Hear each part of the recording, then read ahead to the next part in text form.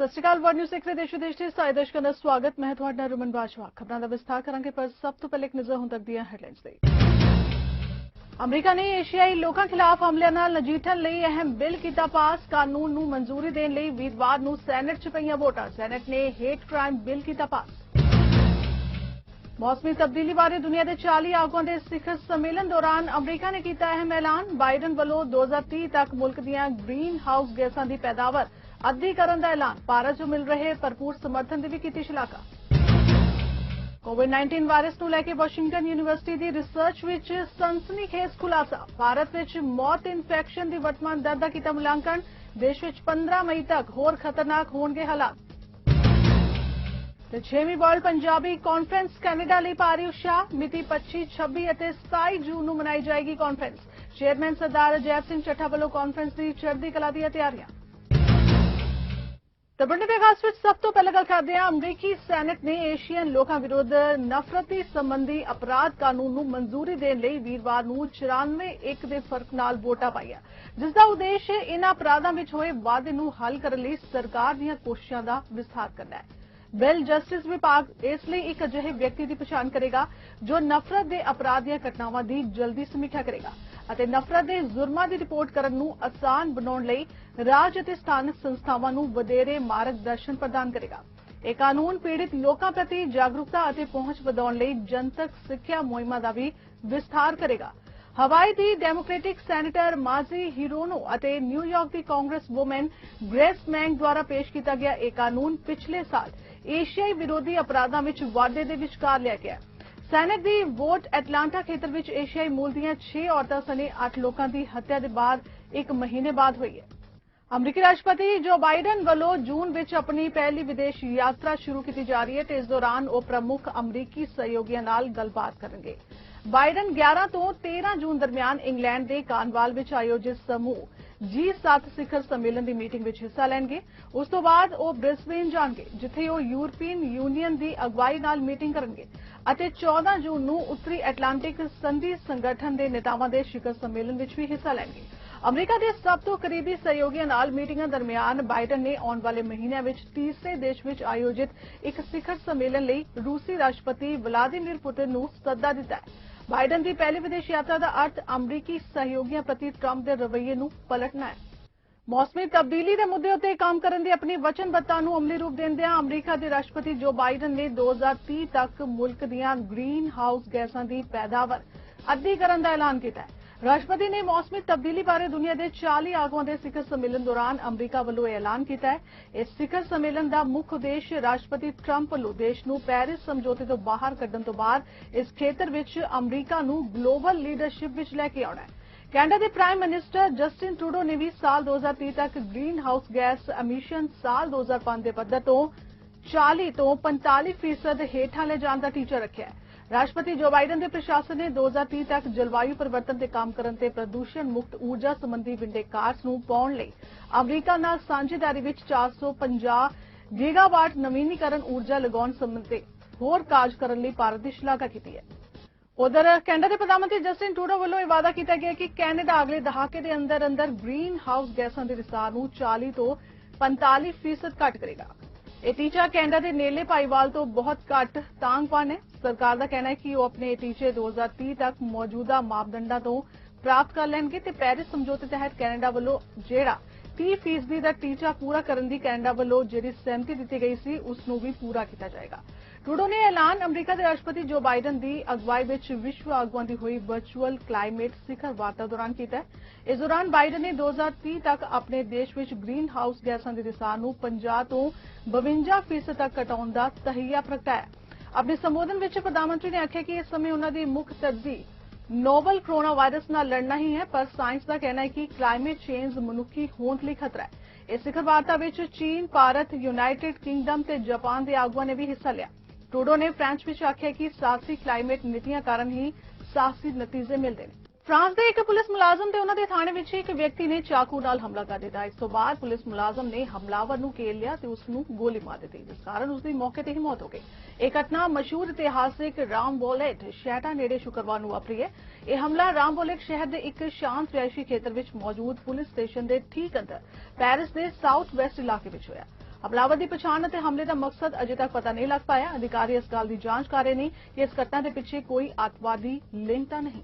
ਤੇ ਗੱਲ ਕਰੀਏ ਕਰੋਨਾ ਵਾਇਰਸ ਦੇ ਵੱਧ ਪ੍ਰਸਾਰ ਦੀ, ਤਾਂ ਭਾਰਤ ਵਿੱਚ ਕਰੋਨਾ ਵਾਇਰਸ ਇਨਫੈਕਸ਼ਨ ਦੀ ਦੂਜੀ ਲਹਿਰ ਮੱਧ ਮਈ ਤੱਕ ਸਭ ਤੋਂ ਉਚਾਈ ਤੇ ਪਹੁੰਚ ਸਕਦੀ ਹੈ। ਅਮਰੀਕੀ ਰਿਸਰਚ ਵਿੱਚ ਕੋਵਿਡ-19 ਮੌਤ ਦਾ ਰੋਜ਼ਾਨਾ ਅੰਕੜਾ 5600 ਰਹਿਣ ਦਾ ਅੰਦਾਜ਼ਾ ਲਗਾਇਆ ਗਿਆ ਹੈ। ਇਸ ਦਾ ਮਤਲਬ ਹੋਵੇਗਾ ਕਿ 3 ਲੱਖ ਦੇ ਕਰੀਬ ਲੋਕ ਆਪਣੀ ਜਾਨ ਅਪ੍ਰੈਲ ਤੇ ਅਗਸਤ ਦੇ ਵਿੱਚ ਦੇਸ਼ ਵਿੱਚ ਕੋਵਿਡ-19 ਕਾਰਨ ਗਵਾ ਦੇਣਗੇ। ਰਿਸਰਚ ਵਾਸ਼ਿੰਗਟਨ ਯੂਨੀਵਰਸਿਟੀ ਦੇ institute for health matrix and evaluation ਵੱਲੋਂ ਕੀਤਾ ਗਿਆ ਹੈ।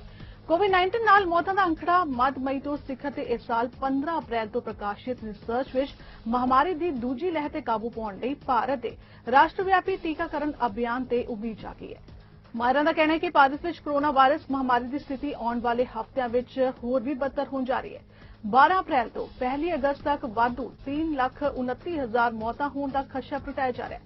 ਵਾਸ਼ਿੰਗਟਨ ਯੂਨੀਵਰਸਿਟੀ ਦੀ ਰਿਸਰਚ ਦੇ ਮੁਤਾਬਿਕ ਸਤੰਬਰ 2020 ਦੇ ਮੱਧ ਫਰਵਰੀ 2021 ਤੱਕ ਭਾਰਤ ਵਿੱਚ ਕੋਵਿਡ-19 ਦੇ ਰੋਜ਼ਾਨਾ ਮਾਮਲਿਆਂ ਦੀ ਸੰਖਿਆ ਵਿੱਚ ਗਿਰਾਵਟ ਦਾ trend C.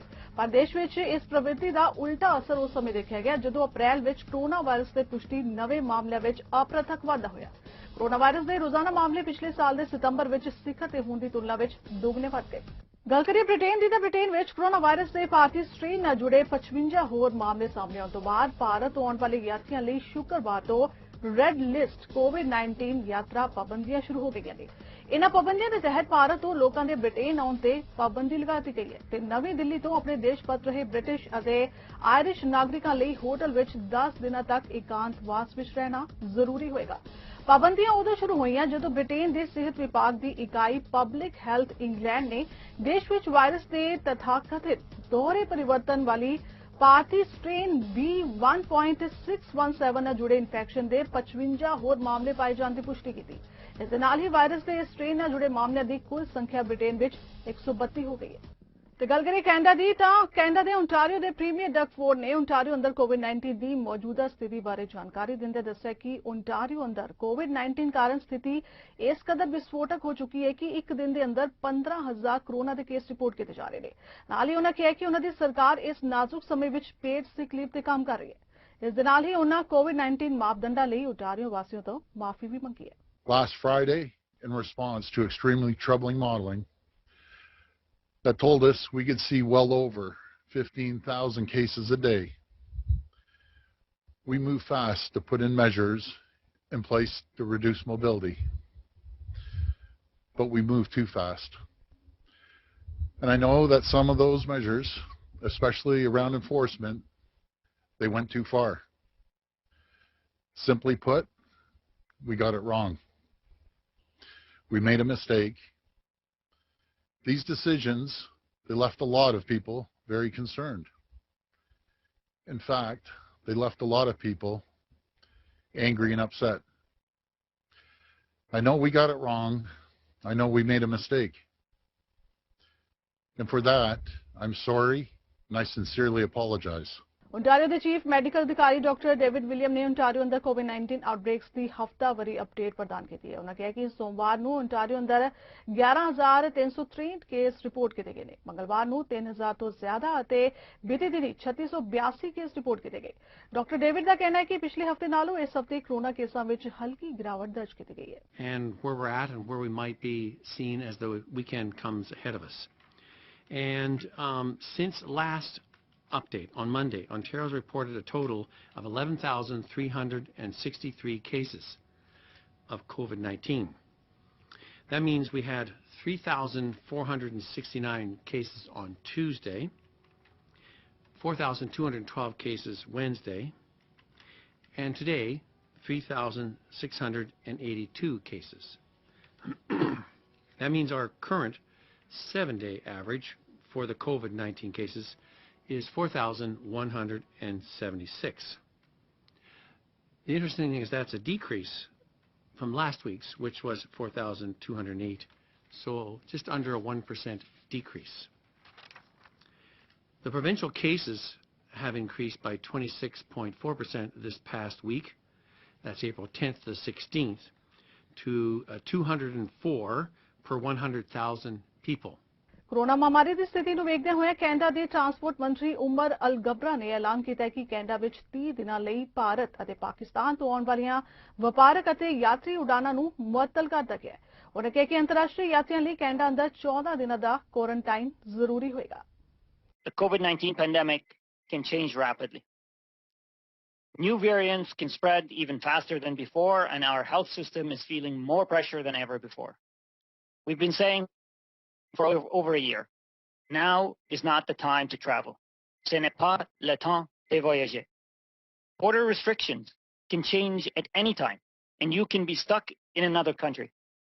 Our government continues to take unprecedented action to protect the health and safety of all Canadians by introducing measures to prevent COVID-19 and new variants of the virus from being introduced and spread in Canada. Canada currently has some of the strongest border restrictions in the world, with a strict 14-day quarantine, government-approved accommodation, a ban on foreign nationals except in narrow circumstances, and pre-border test and testing after arrival. Today, due to the continued spread of variants of concern, I am announcing new rules for some international travel. Bharat ਅਤੇ ਪਾਕਿਸਤਾਨ ਤੋਂ ਆਉਣ ਵਾਲੀਆਂ ਉਡਾਣਾਂ ਤੇ 30 ਦਿਨ ਲਈ ਪਾਬੰਦੀਆਂ ਲਗਾਉਣ ਸੰਬੰਧੀ ਸਿਹਤ ਮੰਤਰੀ ਪੈਟੀ ਹਾਸਦੂ ਵੱਲੋਂ ਵੀ ਬਿਆਨ ਜਾਰੀ ਕੀਤਾ ਗਿਆ ਹੈ। ਉਨ੍ਹਾਂ ਕਿਹਾ ਕਿ ਵੱਖ-ਵੱਖ ਮੁਲਕਾਂ ਤੋਂ ਆਉਣ ਵਾਲੇ ਯਾਤਰੀਆਂ ਲਈ ਟੈਸਟ ਲਾਜ਼ਮੀ ਸੀ ਅਤੇ 14 ਦਿਨਾਂ ਲਈ ਕੁਆਰੰਟਾਈਨ ਵੀ ਕਰਨਾ ਪੈਂਦਾ ਸੀ ਅਤੇ ਇਸ ਦੌਰਾਨ ਸਾਹਮਣੇ ਆਇਆ ਕਿ 1.8% ਲੋਕ ਪੋਜ਼ਿਟਿਵ ਪਾਏ ਗਏ। ਇਹਨਾਂ ਵਿੱਚੋਂ ਕਰੀਬ 50% ਆਬਾਦੀ ਭਾਰਤ ਅਤੇ ਪਾਕਿਸਤਾਨ ਤੋਂ ਆਉਣ ਵਾਲੇ ਯਾਤਰੀਆਂ ਦੀ ਸੀ। ਇਸੇ ਕਾਰਨ ਸਰਕਾਰ ਨੇ ਉਡਾਣਾਂ ਰੋਕਣ ਦਾ ਫੈਸਲਾ ਲਿਆ ਹੈ। COVID-19 continues to rage around the world, and Canada has implemented some of the strongest measures in the world to protect against COVID-19. Though through many layers of testing and mandatory quarantine, travelers are supported to protect their families and their communities from the risk of importation of infection. And I think it does bear repeating. Now is not the time to travel. Now is not the time to put yourself at risk or risk getting stuck in any country, as border measures can change rapidly, not just on the Canadian side, but certainly internationally. Now, for our stringent border measures, we test, screen, quarantine all incoming travelers. And this allows us to monitor data from travelers that gives us understandings of rates of infection related to travel. It also allows us to sequence all positive cases, and that gives our scientists the ability to monitor and study any variants of concern and interest. And this close monitoring has also allowed us to track the percent positivity of all travelers and break down data of traveler positivity based on country of origin. Ontario Vidhan Sabha विच विरोधी धिर दे leader anti हाथवत ने दोष लगाया कि premiere डगफोर्ड ਵੱਲੋਂ हमेशा ही science table ਨੂੰ ਅੱਖੋਂ ਪਰੋਖੇ ਕਰਕੇ सियासी फैसले ले गए। उन्होंने कहा कि ओंटारियो वासी कदों आस रखन कि सरकार सही फैसले लेगी, पेड सिक लीव लागू करेगी ताजो जरूरी बिजनेस अदारे सुरक्षित रह सकन। सरकार ने दावा किया कि सरकार ने हैल्थ केयर सैक्टर विच वड्डे सुधार किए ने, जिस दा समर्था वधी है। उन्होंने दावा किया कि सरकार प्रोविंस के लोगों लई वड्डे कदम होर भी चुकेगी। Last week, the government made an announcement that was so devastating, it literally led to physicians sobbing when they heard it. Doug Ford, of course, as we all now know, made decisions not based on public health. He made decisions not based on public health at all, but rather based on politics and polling. You know, his decisions based on these kinds of factors have really caused a ravaging of communities, a ravaging of families to COVID-19 in this province. So today he had a chance. Today he had a chance to do the right thing and actually implement the recommendations of the science table. Members, please take your seats. Government House Leader. Thank you very much, Mr. Speaker. Of course, that is exactly what we've been doing since the start of this pandemic, Mr. Speaker. As I mentioned the other day, Speaker, when we took office, we had a provincial lab system that could handle 5,000 tests a day. That is up to 75,000 tests because of the hard work of this government, Mr. Speaker. We had a long-term care system that was in peril, Mr. Speaker. We've made significant investments to increase that. We had a system that has the lowest, one of the lowest ICU capacities per capita in North America, Mr. Speaker. We moved very quickly to upgrade that capacity and to put resources in place for health and human resources to cover those ICUs. We added critical care access to the system, Mr. Speaker. Brampton centre ਤੋਂ MPP ਸਾਰਾ ਸਿੰਘ ਨੇ ਆਖਿਆ ਕਿ ਬੀਤੇ ਦਿਨੀ doctor Lawrence ਲੋ ਨੇ ਜਾਣਕਾਰੀ ਦਿੱਤੀ ਹੈ ਕਿ ਬਰੈਂਪਟਨ ਵਿੱਚ ਪੋਜ਼ਿਟਿਵ ਦਰ 22.4% ਹੈ ਅਤੇ ਇਸ ਦਾ ਕਾਰਨ ਕਮਿਊਨਿਟੀ ਮੈਂਬਰਾਂ ਦਾ ਇੱਕ ਦੂਜੇ ਨਾਲ ਮਿਲਣਾ ਹੈ। ਸਾਰਾ ਸਿੰਘ ਨੇ ਦੋਸ਼ ਲਗਾਇਆ ਕਿ ਸਰਕਾਰ ਬਰੈਂਪਟਨ ਨੂੰ ਵੈਕਸੀਨ ਅਤੇ ਪੇਡ ਸਿਕ ਲੀਵ ਮੁਹੱਈਆ ਕਰਾਉਣ ਵਿੱਚ ਫੇਲ ਸਾਬਿਤ ਹੋਈ ਹੈ। ਉਨ੍ਹਾਂ ਆਖਿਆ ਕਿ ਸਰਕਾਰ ਬਰੈਂਪਟਨ ਦੀ ਸਾਰ ਆਖਰਕਾਰ ਕਦੋਂ ਲਏਗੀ। ਸਿਹਤ ਮੰਤਰੀ ਕ੍ਰਿਸਟੀਨ ਨੀਲੇਟ ਨੇ ਦਾਅਵਾ ਕੀਤਾ ਹੈ ਕਿ ਸਾਰੇ ਰੀਜਨਸ ਨੂੰ ਆਬਾਦੀ ਦੇ ਹਿਸਾਬ ਨਾਲ ਵੈਕਸੀਨ ਮੁਹੱਈਆ ਕਰਵਾਈ ਗਈ ਹੈ ਅਤੇ ਸਰਕਾਰ ਨੇ ਫੈਸਲਾ ਕੀਤਾ ਹੈ ਕਿ ਹੁਣ ਜਦੋਂ ਵੀ ਵੈਕਸੀਨ ਦੀ ਸਪਲਾਈ ਆਏਗੀ 25% ਹੌਟਸਪੌਟਸ ਵਿੱਚ ਮੁਹੱਈਆ ਕਰਵਾਈ ਜਾਏਗੀ। Yesterday, Peel's chief medical officer revealed that Brampton's positivity rate has reached a staggering 22.4%. That means that 1 in every 5 COVID tests is coming back positive, Speaker. Dr. Lowe said that community members who come into contact with one another should, and I'll quote, just assume that they might have COVID, end quote. Speaker, the Premier let the pandemic completely go unchecked in Brampton. They failed to provide equitable distribution of vaccines to our community. They didn't protect essential workers with paid sick days. And now community members and frontline workers are now at more risk than ever. We have been providing the communities across the province of Ontario, all 34 public health units, with an equitable distribution of vaccines based on population, also based on risk. Peel region definitely has a higher level of risk. We certainly recognize that, as does Toronto. And that's why we have been expanding the solution for Brampton, particularly by taking 25% of all of the vaccines that are coming in the future, going to hotspots in the province of Ontario. There are 11 postal codes in Brampton that have been identified as hotspots, and extra vaccines will be going there. We also have a variety of distribution channels. Canada ਦੇ vaccination task force ਦੇ ਮੁਖੀ major general Danny ਫੋਰਟਿਨ ਨੇ ਦੱਸਿਆ ਕਿ 14 million ਡੋਜ਼ਾਂ ਪ੍ਰੋਵਿੰਸਾਂ ਅਤੇ territories ਨੂੰ ਮੁਹੱਈਆ ਕਰਵਾਤੀਆਂ ਗਈਆਂ ਨੇ ਅਤੇ ਅਗਲੇ ਹਫ਼ਤੇ ਫਾਈਜ਼ਰ ਤੋਂ ਕੈਨੇਡਾ ਨੂੰ 1 ਮਿਲੀਅਨ ਹੋਰ ਡੋਜ਼ਾਂ ਅਤੇ ਮੋਡਰਨਾ ਦੀਆਂ 6,50,000 ਡੋਜ਼ਾਂ ਮਿਲਣਗੀਆਂ ਅਤੇ ਜੌਨਸਨ ਐਂਡ ਜੌਨਸਨ ਤੋਂ 26 ਅਪ੍ਰੈਲ ਨੂੰ 3 ਲੱਖ ਡੋਜ਼ਾਂ ਪ੍ਰਾਪਤ ਹੋਣਗੀਆਂ। ਮੇਜਰ ਜਨਰਲ ਅਨੁਸਾਰ ਫਾਈਜ਼ਰ ਤੋਂ ਮਈ ਵਿੱਚ 2 ਮਿਲੀਅਨ ਡੋਜ਼ਾਂ ਹਰ ਹਫ਼ਤੇ ਪ੍ਰਾਪਤ ਹੋਣਗੀਆਂ ਅਤੇ ਮੋਡਰਨਾ ਦੀ ਸਪਲਾਈ ਘੱਟ ਰਹੇਗੀ ਕਿਉਂਕਿ ਉਹ ਪ੍ਰੋਡਕਸ਼ਨ ਵਧਾਉਣ ਨੂੰ ਲੈ ਕੇ ਅਸਮਰਥ ਦਿਖਾਈ ਦੇ ਰਿਹਾ ਹੈ। To date, we have distributed almost 14 million doses of all authorized COVID-19 vaccines to provinces and territories. Earlier this week, we received 1 million doses of Pfizer-BioNTech, and the deliveries to provinces are now complete. We expect to receive 1 million doses of Pfizer-BioNTech next week to complete the shipments for the month of April. And for May, Pfizer-BioNTech has confirmed upcoming deliveries of over 2 million doses weekly. In June, we can expect to receive around 2.4 million doses per week, and this would bring the total expected of Pfizer-BioNTech doses to over 24 million for this quarter alone. Looking ahead, Pfizer-BioNTech has provided the expected deliveries until the end of June. This will provide provinces with additional flexibility and planning their vaccination campaign from these updated allocation tables. And this information has also been shared online, and I invite Canadians to look at Canada.ca COVID-19 vaccine websites for more information. As for Moderna, last week, the manufacturer indicated it faces ongoing challenges with ramping up production to meet intense global demand. British Columbia ਦੀ medical ਅਧਿਕਾਰੀ doctor Bonnie Henry ਨੇ BC ਅੰਦਰ COVID-19 ਦੀ ਮੌਜੂਦਾ ਸਥਿਤੀ ਤੇ ਚਾਨਣਾ ਪਾਇਆ। ਉਹਨਾਂ ਦੱਸਿਆ ਕਿ ਬੀਤੇ ਦਿਨੀ BC ਅੰਦਰ 1000 ਕੇਸ ਰਿਪੋਰਟ ਕੀਤੇ ਗਏ ਨੇ। ਇਸ ਦੇ ਨਾਲ ਹੀ BC ਅੰਦਰ ਕੁੱਲ ਪੋਜ਼ਿਟਿਵ ਮਰੀਜ਼ਾਂ ਦੀ ਗਿਣਤੀ 1,22,757 ਹੋ ਗਈ ਹੈ। ਉਹਨਾਂ ਦੱਸਿਆ ਕਿ ਪ੍ਰੋਵਿੰਸ ਅੰਦਰ 502 ਮਰੀਜ਼ ਹਸਪਤਾਲਾਂ ਅੰਦਰ ਜ਼ੇਰ ਇਲਾਜ ਨੇ। So for today, we have 1,006 new cases diagnosed with COVID-19, bringing the total to 122,757 people who've been diagnosed with COVID-19 in British Columbia. That includes 241 people in the Vancouver coastal area, 600 people in the Fraser Health region, 37 people in the Vancouver Island Health region, 83 people in Interior Health, and 42 people in the Northern Health region. In addition, we've had 3 new cases in people who normally live outside of Canada. These are preliminary numbers, and as Minister Dix indicated, we'll be updating the numbers by the statement this afternoon, including active cases and people under public health monitoring.